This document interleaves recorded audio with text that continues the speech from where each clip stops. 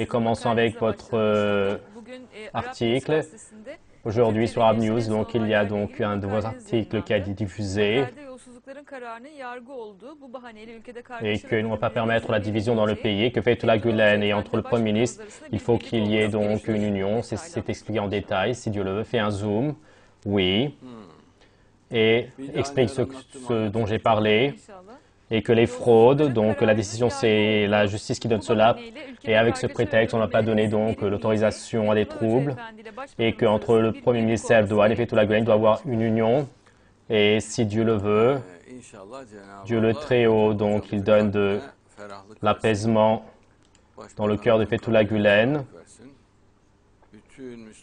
si Dieu le veut, et que Dieu protège les musulmans des catastrophes, et dans les maisons de leurs disciples, que Dieu les préserve donc des catastrophes, également notre Premier ministre, à tous donc qu'il donne donc de l'apaisement à leur cœur, une foi forte, et l'union islamique qui leur donne donc la force, la détermination d'emmener jusqu'au bout, et qu'ils fassent donc les deux, donc des disciples au martyrs, qu'ils nous fassent des disciples nous et eux, et que Jésus, fils de Marie, qu'il nous fasse des disciples nous et eux, et l'islam, donc que Dieu le Très-Haut nous honore de voir les jours chaleureux de l'islam. Fethullah Gülen est une personne comme de la lumière, et le Premier ministre Erdogan aussi, et que Dieu, donc, à tous dans leur cœur, donne de l'apaisement, le bien, des belles choses, avec l'esprit de paix qui les embellisse,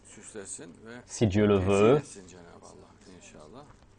Et Fethullah Gülen et ses invocations, que Dieu le Très-Haut, qu'il les prenne auprès de lui et qu'il les pure de la colère et qu'il les transforme sur les oppresseurs, les tyrans et sur les ennemis de l'islam, sur les hypocrites, et qu'il tourne cela sur les hypocrites. Par conséquent, ordonne le bien donc et détourne le visage des mauvaises choses, dit Dieu le Très-Haut. Et donc le gouvernement ne sera pas du côté donc des voleurs. S'il y a donc des voleurs, de toute manière donc la justice brisera leurs bras. Mais certes, et donc on se ressent encore un jeu à jouer. Il y a une telle apparition, même auparavant il y avait une ruse.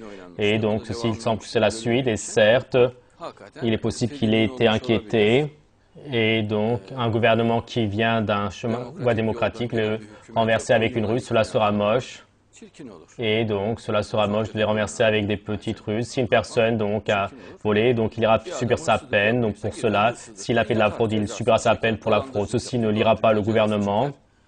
Si c'est un fils de ministre, donc voilà, d'accord, il est arrêté.